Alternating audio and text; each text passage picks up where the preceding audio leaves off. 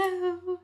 So over the weekend, I was looking at some stuff online and I saw this chrome effect done in Photoshop. And I know for many of us, it's kind of like as designers, we usually get like Photoshop mock-ups or just things like that that are quick. But I thought it'd be fun to figure out like how to do it from scratch. So that's what I'm going to show you how to do here today. Let's see how fast I can do it. So we're going to get the text. We're going to go with M. I do still have it at 50% is what I want that color to be. We are going to bring this up. From here, we're going to double click. We're going to turn on the bevel and emboss.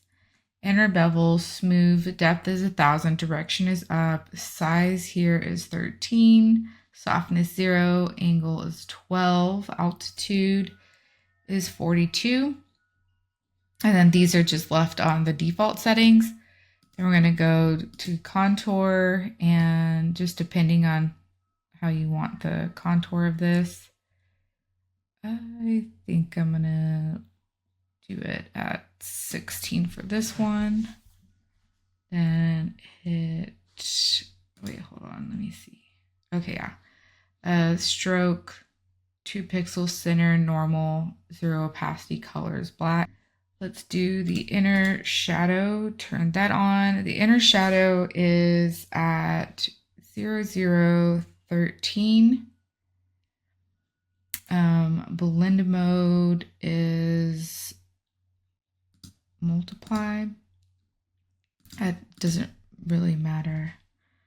Let's see, opacity is 41. And then, all right. And then from here, we're going to put all of this in a folder. So you should just drag that down to the folder. And so now that's in the folder. We'll put this as text. Now we're going to get a new layer, and we're going to get the gradient tool, making sure that it is on basic. We're going to go here to the bottom, holding shift, bring that up. From this part, this will be an overlay. Alrighty. Then we're going to go adjustments and then gradient map. Then we're going to double click here. Don't know why that turned out white. Going to hit the H so we can get our colors back. All right. So we're going to bring that in. And then we're just going to add our colors here. And so these can be customized differently. So I'm just going to quickly do them the way I want them for this.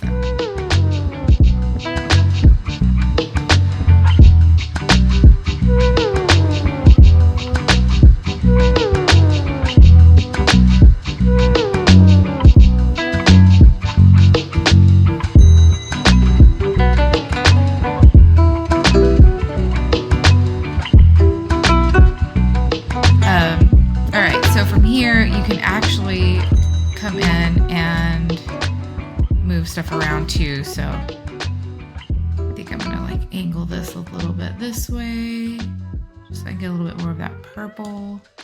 And then you can move these things here. So actually I like this a little bit better. I think I'm gonna leave that there. Okay, at this point we're going to copy this and then the folder with the text and then put that on top. So if you wanted to, you could put text top so you just know. And then we're going to turn the bevel off, the inner shadow, and then we're going to bring down the fill opacity. And on the stroke, you can just bring it up a tiny bit, like to 4 pixels. So that just kind of gets rid of that edge. About 4. That'll work. And you're going to hit OK. And you can still, like, so you can still come in here and switch it up a little bit if you wanted to. And there it is. I mean, like I said, you can go in here and change all kinds of your different settings for different colors, moving things around. On this one, you see, like, I put some like little highlights, and just to show you how I did that, I just made a layer on top, and I grabbed like this turquoise teal color, I guess you could say. Just got the brush tool, and it is at 0 hardness. Size here is 100.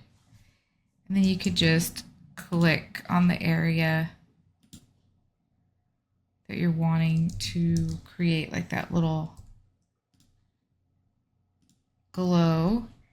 And then I went up to filter, noise, add noise.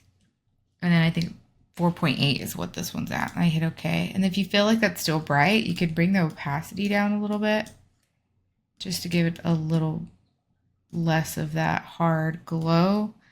And then you can see here too, like I put like the noise kind of inside. Yeah. So like, you know how we can go in here and change that. Once you mess with the noise, like if you want to put that noise in, you won't be able to do that, because from here you're going to hit on the fill, you're going to go to filter, noise, add noise, and then it's going to ask you to make it. So from here, like you can add a little bit of that noise just to give it some of that texture. But like I said, after that, you cannot, you won't be able to change it around because you've made it a smart filter. So just know that, just in case. And yeah, that's how I did the chrome effect. I hope that helped. And yeah, learning new things. Let's see what other YouTube video I can find next week to try out. I'll talk to y'all later. Bye.